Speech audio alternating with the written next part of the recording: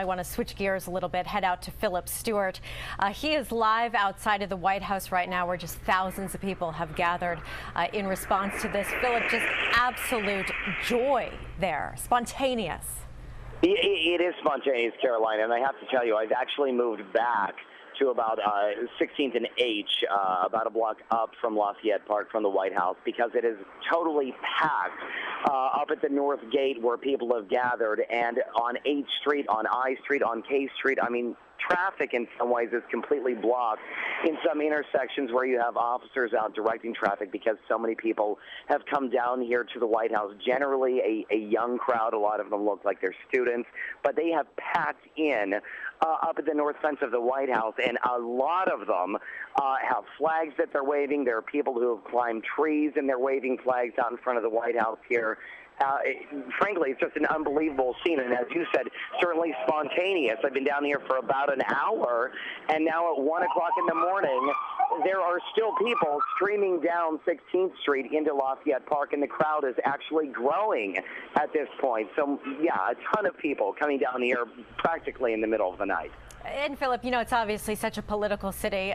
We also know that the majority of D.C. residents voted for President Obama. Do you get the sense that this is more of a political rally, or is this more about something much deeper than that?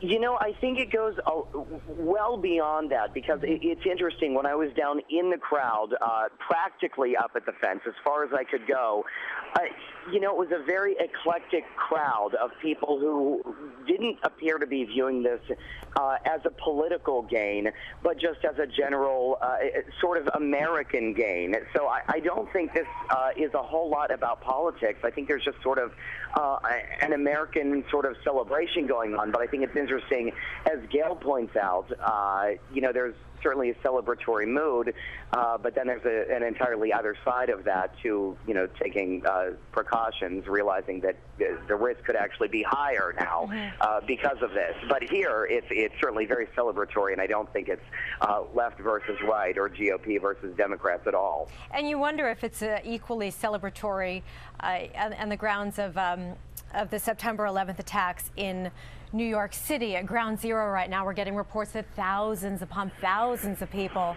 are gathering there. You wonder if it's more solemn, you know, from their perspective, with Osama bin Laden being the mastermind behind these attacks, nearly 3,000 Americans killed. Maybe more solemn there, more jubilatory here. You know, I think it's certainly very easy to probably get very caught up in this moment in this celebratory tone, but I think you make a good point that this celebration certainly stems from something that was certainly not celebratory at all at the time. All right, Philip Stewart, thanks so much. Keep us posted if any more spontaneous celebrations break out. All right, Philip Stewart reporting live from the White House.